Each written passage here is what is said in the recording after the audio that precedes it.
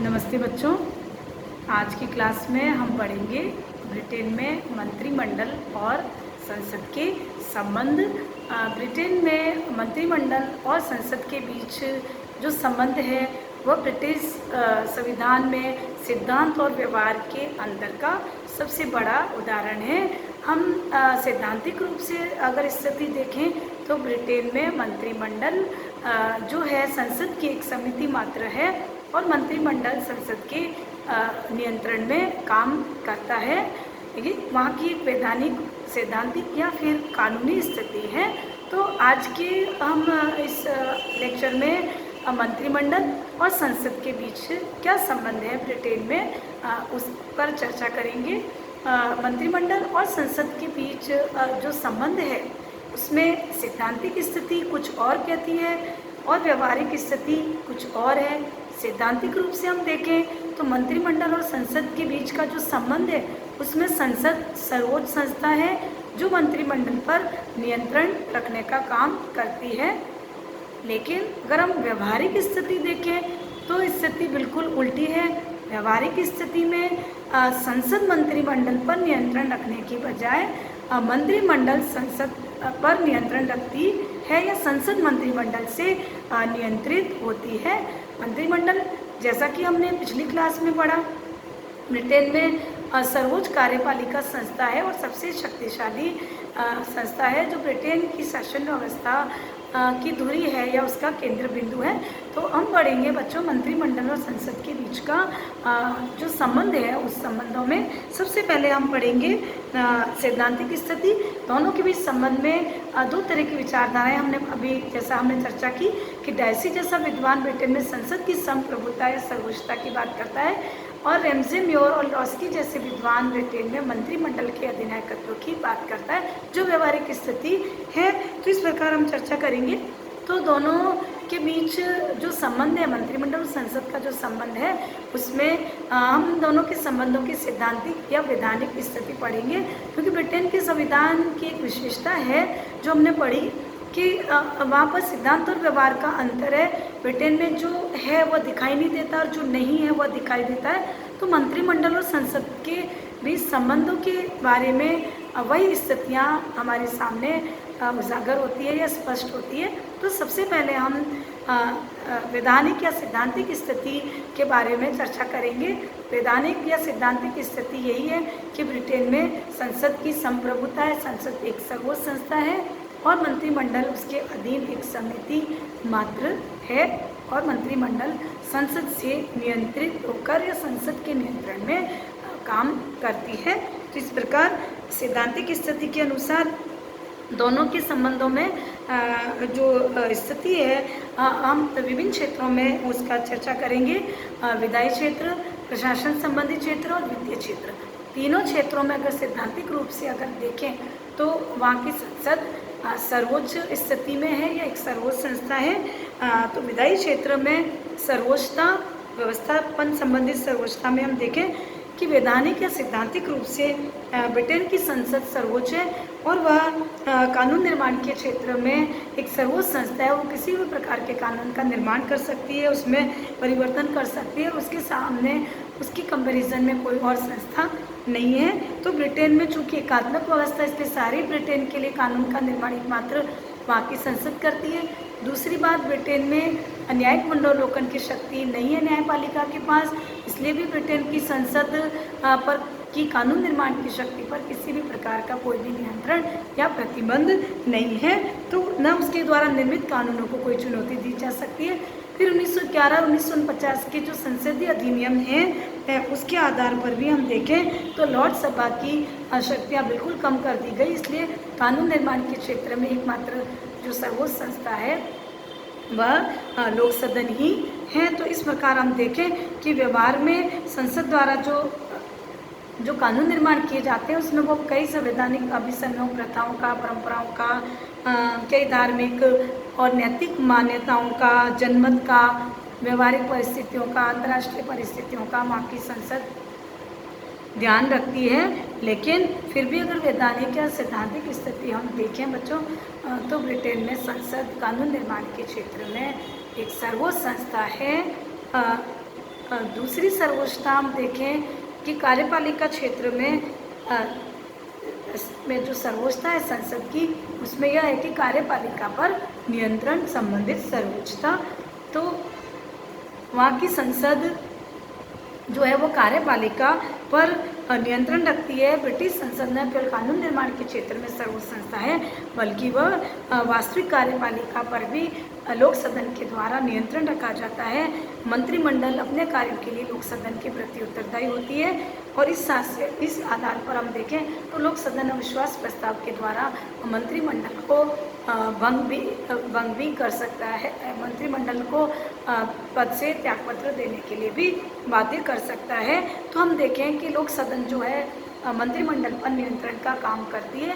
लोक सदन के पास मंत्रिमंडल पर नियंत्रण रखने के विभिन्न साधन होते हैं, विभिन्न उपाय होते हैं, जिसमें हम पढ़ेंगे। सबसे पहले प्रश्न, तो लोक सदन मंत्रिमंडल पर नियंत्रण जो है वो सर्वप्रथम प्रश्न पूछकर प्रश्नों के माध्यम से रखती है। सबसे प्रभावशाली साधन है मंत्रिमंडल पर नियंत्रण का।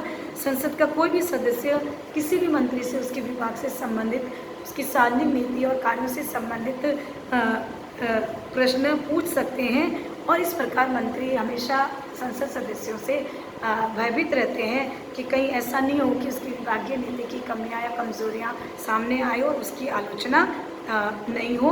इस बात का भी मंत्रियों के राजनीतिक भविष्य पर असर पड़ता है, इसलिए मंत्री कोई ऐसा गलत काम नहीं करते हैं। दूसरा नियंत्रण है वाद विवाद के द्वारा। वाद विवाद भी संसद के हाथ में मंत्रिमंडल पर नियंत्रण का एक बहुत महत्वपूर्ण उपाय है। तो संसद के दोनों सदनों में मंत्रिमंडल की नीति और कार्यों पर वाद विवाद और विचार विमर्श किया जाता है।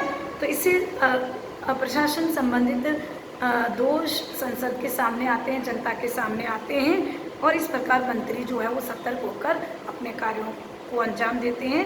इस प्रकार वाद विवाद से मंत्री जो है सचेत हो जाते हैं, क्योंकि उनको अपना पद खोने का डर रहता है।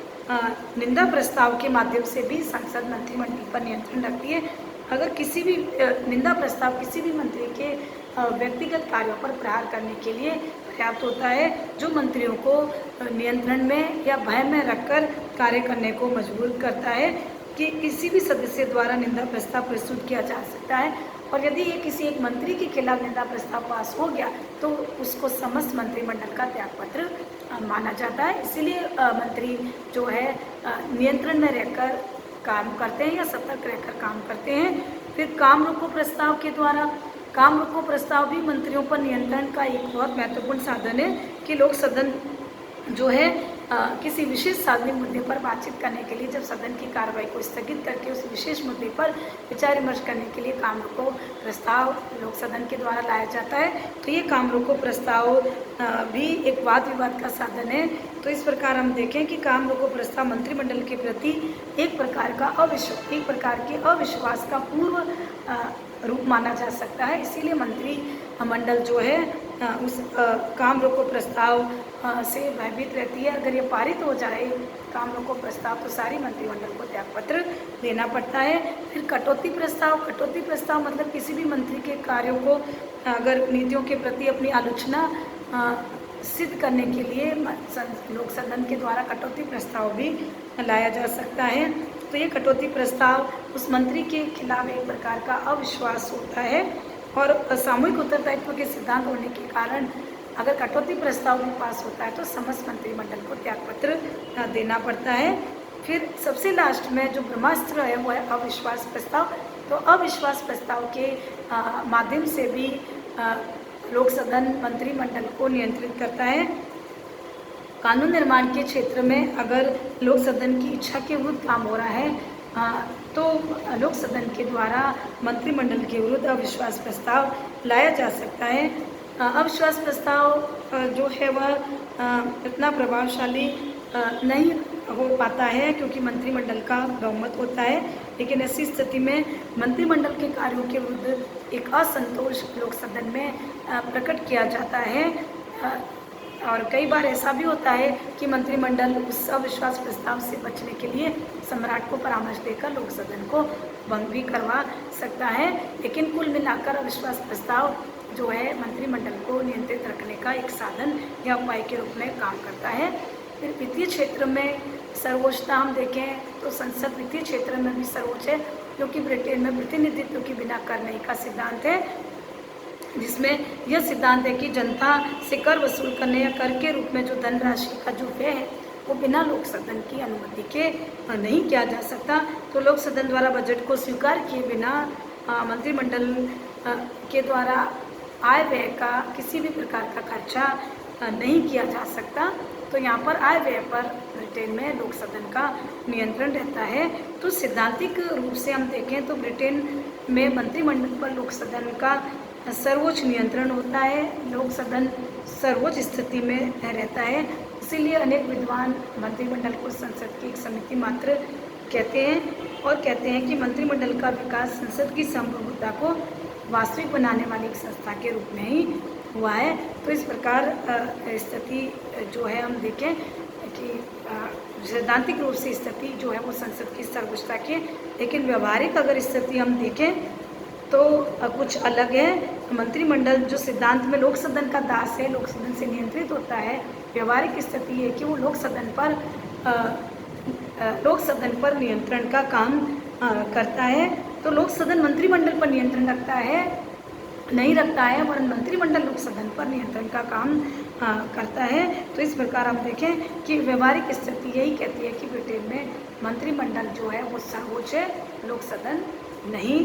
तो तीनों क्षेत्रों में हम देखें, व्यवस्थापन क्षेत्र में, कार्यपालिका क्षेत्र में और वित्तीय क्षेत्र में, तीनों ही क्षेत्रों में लोक सदन सर्वोच्च न होकर मंत्रिमंडल सर्वोच्च स्थिति में। कानून निर्माण के क्षेत्र में हम देखें व्यवहारिक स्थिति यही है कि कानूनों का प्रारूप अधिकांशतः मंत्रिमंडल के द्वारा ही तैयार किया जाता है। 90% विधेयक मंत्रिमंडल के द्वारा ही तैयार किए जाते हैं और संसद इन विधेयकों को सामान्यतः उसी रूप में पारित कर देती है जिस रूप में मंत्रिमंडल के द्वारा रखा जाता है। इवन अक्सर निजी विधेयक भी वही निजी विधेयक संसद में रखे जाते हैं और पारित होते हैं जिसको मंत्रिमंडल का समर्थन प्राप्त हो या मंत्रिमंडल को जो मान्य होते हैं। तो इस प्रकार हम देखें कि वास्तव में स्थिति है कि ब्रिटेन में कैबिनेट कानून निर्माण के क्षेत्र में एक सर्वोच्च संस्था या निर्देशन करने वाली संस्था है जो लोक सदन का निर्देशन और मार्गदर्शन करती है। कार्यपालिका क्षेत्र में हम देखें तो सैद्धांतिक रूप से लोक सदन के द्वारा मंत्रिमंडल पर विभिन्न प्रकार से नियंत्रण रखा जाता है, जैसे आपने पढ़ा, लेकिन वास्तव में स्थिति ये है कि लोक सदन के प्रांगण में आजकल कोई मंत्रिमंडल पराजित कभी होती ही नहीं है।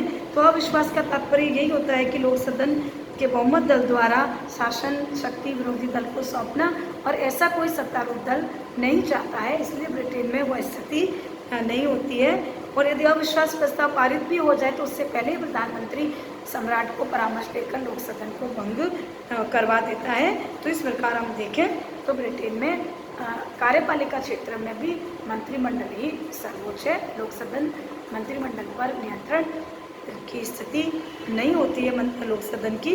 वित्तीय क्षेत्र में भी मंत्रिमंडल सर्वोच्च है, क्योंकि अधिकतर हम देखें कि बजट जो है वो मंत्रिमंडल के द्वारा ही बनाया जाता है और उसी रूप में पारित हो जाता है जिस रूप में मंत्रिमंडल के द्वारा उसको रखा जाता है। तो इस प्रकार लोक सदन आय व्यय और अन्य सभी वित्तीय प्रश्नों से संबंधित जो भी निर्णय की अंतिम शक्ति है वो व्यवहार में मंत्रिमंडल के हाथ में ही रहती है। तो इस प्रकार हम देखें कि तीनों क्षेत्रों में विधायी, कार्यपालिका और वित्तीय क्षेत्रों में मंत्रिमंडल जो है वो सर्वोच्च स्थिति में है और लोक सदन से अपनी इच्छानुसार कानून निर्माण का कार्य हो, चाहे बजट का काम हो, चाहे प्रशासन संबंधी काम है, उसमें वह उस पर जो है उसके नियंत्रण में नहीं रहती है, बल्कि वह अपनी सर्वोच्च इच्छानुसार प्रशासन संबंधित, कानून निर्माण संबंधित और वित्तीय काम करती है। धन्यवाद।